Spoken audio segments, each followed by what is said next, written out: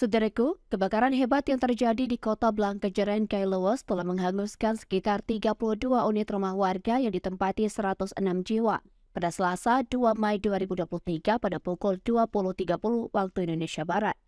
Dalam musibah kebakaran tersebut dilaporkan tidak ada korban jiwa, namun harta benda korban hangus terbakar dalam musibah kebakaran tersebut.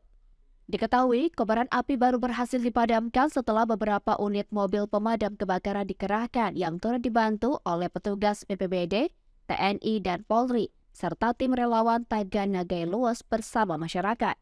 Penghulu Kota Blangkejeren didampingi tim relawan Taganagai Luas, Redakas MSPD mengatakan, musibah kebakaran hebat yang terjadi di Kota Blangkejeren persisnya di samping Masjid Marhamah.